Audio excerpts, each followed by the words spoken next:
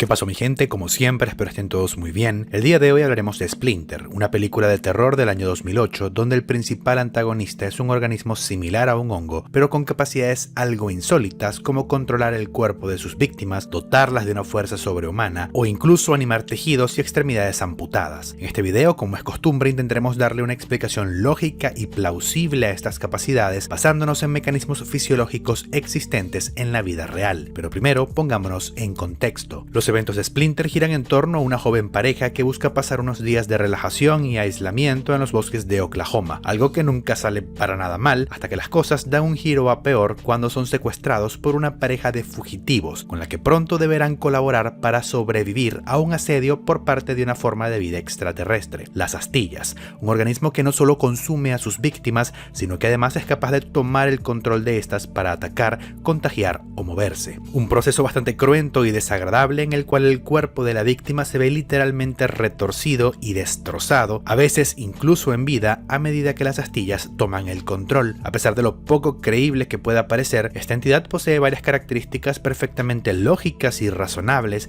que también podemos observar en los hongos. Por ejemplo, se trata de un organismo heterótrofo, es decir, que se alimenta de la materia orgánica de otros seres vivos, y tal como en el caso del moho, este crece y se multiplica sobre su comida, le hace cadáveres o tejidos infectados. Al mismo tiempo no forma estructuras u órganos especializados, sino crecimientos en forma de espinas. Por otra parte, y de forma similar a las infecciones por hongos que afectan a los tejidos subcutáneos en la vida real, las astillas se transmiten por inoculación traumática a través de heridas perforantes, para lo que la forma de este organismo está perfectamente adaptada. Otro detalle interesante que también comparte con los hongos es que este organismo produce pigmentos al metabolizar los compuestos y nutrientes del tejido de sus víctimas, en este caso de un color negro profundo. Pero a pesar de estas características, digamos, más realistas, hay otras que a primera vista parecen completamente ajenas a este mundo, como por ejemplo la increíble rigidez de las espinas, especialmente si las comparamos con un hongo. Estas son capaces de perforar el neumático de un vehículo en movimiento o incluso el radiador. Sin embargo, algunas clases de hongos conocidas por el hombre también son capaces de hazañas bastante similares, aunque a menor escala. Dependiendo de la especie, estos pueden desarrollar un apresorium,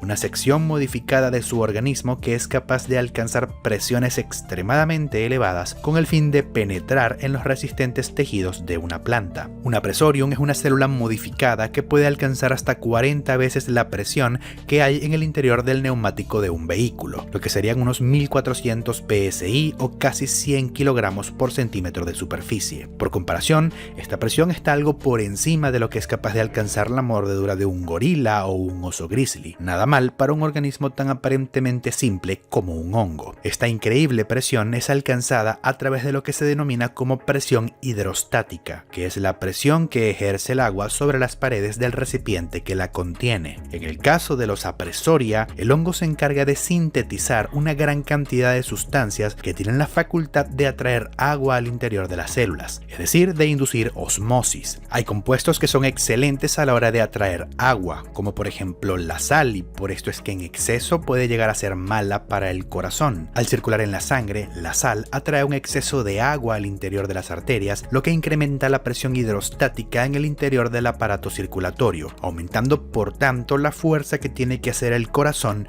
para vencer estas presiones y poder bombear la sangre. En este sentido, el apresorium de un hongo sintetiza sustancias que, como la sal, atraen con fuerza al agua, lo que aumenta la presión en el interior de sus paredes, las cuales por cierto están compuestas de un material denominado quitina que también compone el exoesqueleto de los insectos. Las paredes del apresorium pueden deformarse hasta cierto punto, a partir del cual, al no poder deformarse más, comienza a subir la presión a medida que el agua se acumula en su interior. Esta presión es utilizada para clavar una espina de penetración a través de los tejidos de una planta para así poder invadir su interior. Y de forma similar, la dureza y capacidad para perforar de las astillas que podemos ver en Splinter se podría explicar a través de una muy elevada presión hidrostática. Las células de este organismo utilizarían los líquidos obtenidos de los tejidos de sus víctimas para crear espinas con una alta presión interna, capaces de penetrar con gran facilidad la piel y la carne de sus presas e incluso otros materiales más duros como el caucho o el aluminio.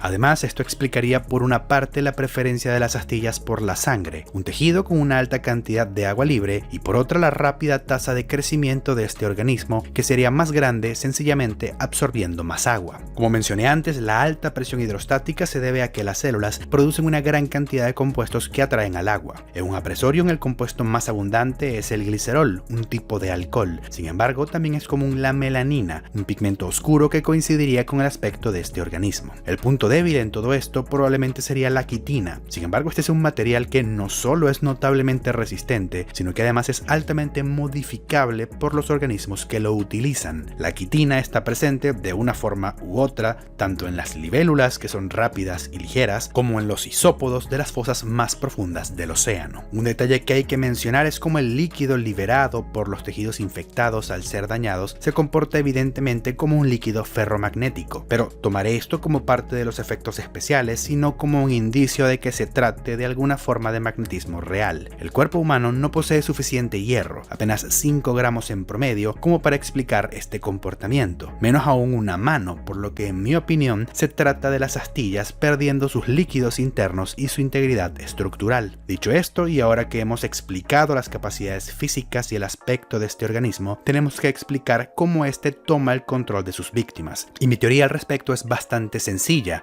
no lo hace.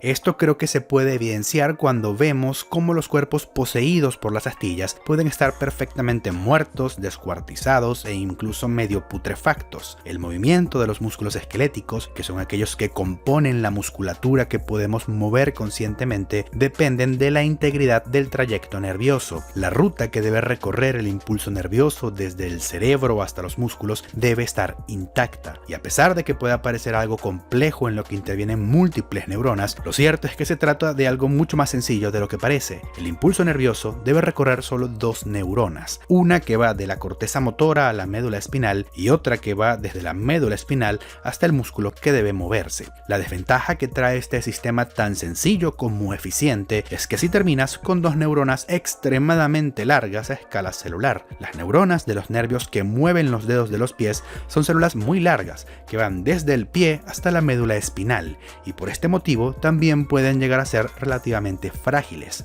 Un hueso roto en un mal sitio y estas células se pueden ver cortadas literalmente por la mitad, perdiendo así su función. Es bastante difícil, aunque no imposible, que 2 trozos de una misma célula se vuelvan a conectar satisfactoriamente, y esta es la razón por la que las lesiones en la columna vertebral suelen terminar con parálisis irreversible. Y si algo le gusta hacer a esta entidad es literalmente cortar el cuerpo de sus víctimas en pedacitos sin nervios funcionales, que por tanto serían inútiles para mover los músculos. En mi opinión, el organismo de Splinter lo que hace es reemplazar los tejidos musculares de sus víctimas por sus propios tejidos y sencillamente usar los huesos de estas como puntos de apoyo para generar movimiento. El problema con esto, por lo menos para la víctima, es que los puntos de apoyo elegidos por este organismo no coinciden con los puntos de apoyo fisiológicos que tienen nuestros huesos. Una poderosa habilidad que tiene el tejido óseo es que este se hace más denso y resistente a medida que se le somete a mayor carga, por lo que la forma de un hueso no está determinada solo por la genética y la evolución, sino también por el paso de los años y sobre todo el ejercicio. Aquellos puntos en los que nuestros músculos se fijan a los huesos a través de sus tendones se van haciendo más densos y resistentes e incluso crecen en tamaño. Por ejemplo, podemos observar cómo en el húmero la inserción del músculo pectoral mayor crea una eminencia a lo largo de la superficie anterior. Lo mismo con el músculo dorsal ancho, que crea otra eminencia paralela. Esta es la corredera bicipital o surco intertubercular, y es en sus 2 bordes donde se transmite la mayor parte de la fuerza de estos grandes músculos. En una persona atlética, la corredera bicipital sería mucho más pronunciada debido a la mayor tensión que tendría que soportar de músculos más grandes y mejor entrenados, por lo que cuando una forma de vida alienígena comienza a ejercer fuerza de forma repentina sobre zonas del hueso que no están adaptadas a la carga, la cosa termina en fracturas y desgarros brutales, extremadamente dolorosos,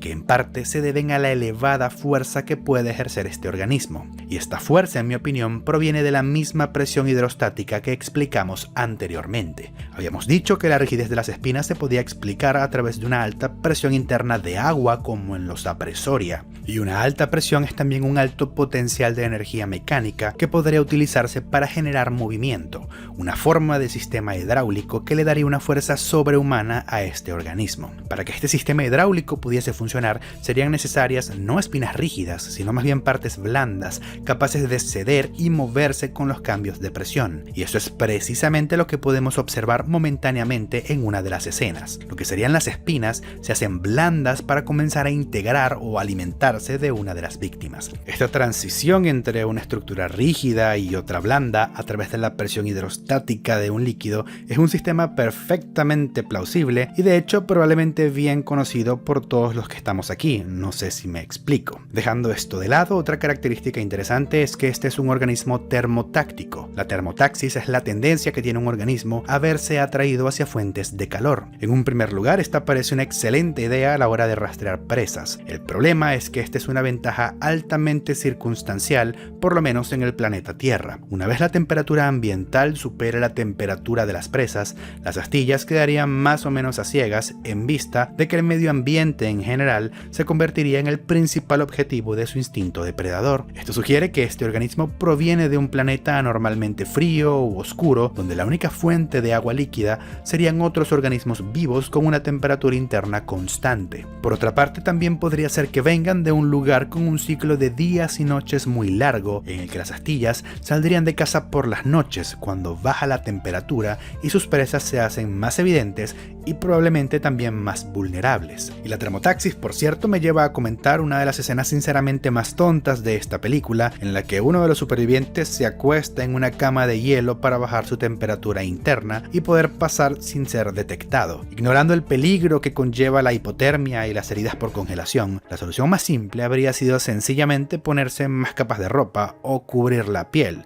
Vamos, a aislar térmicamente el cuerpo. Volviendo al tema, no se puede negar que esta especie posee varias ventajas tácticas importantes frente a los seres humanos. Para empezar, al no poseer tejidos definidos, sería virtualmente inmune a balas y prácticamente toda clase de proyectiles, que lograrían matar apenas a las partes afectadas directamente por el impacto, lo que explica cómo uno de los cuerpos poseídos es capaz de soportar varios disparos de escopeta. Por otra parte, a pesar de que las astillas necesitan de materia orgánica para vivir, estas pueden plantarse y mantenerse por una cantidad desconocida de tiempo sobre una superficie esperando a su siguiente víctima. Tampoco podemos olvidar que los tejidos reanimados son bastante fuertes para su tamaño, siendo capaces de partir a una persona por la mitad con gran facilidad, y ni siquiera es necesario que una persona se infecte completamente para que represente un peligro. Sin embargo, creo que es obvio que este organismo difícilmente podría llegar a erradicar a la humanidad. Se puede ver cómo salta ciegamente a fuentes de calor como un vehículo recalentado,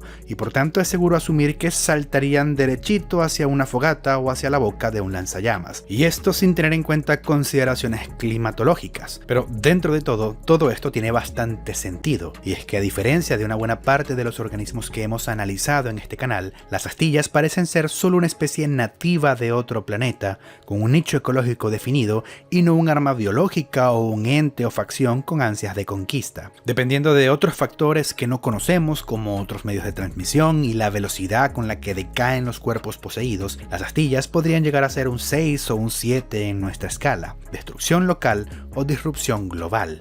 Déjenme su opinión en los comentarios y así de paso alimentan al algoritmo. Muchas gracias a quienes hayan llegado hasta aquí, especialmente a mis Patreons. Recuerden seguirme en mis otras redes sociales. Yo me despido, mi gente, y nos vemos en el siguiente video.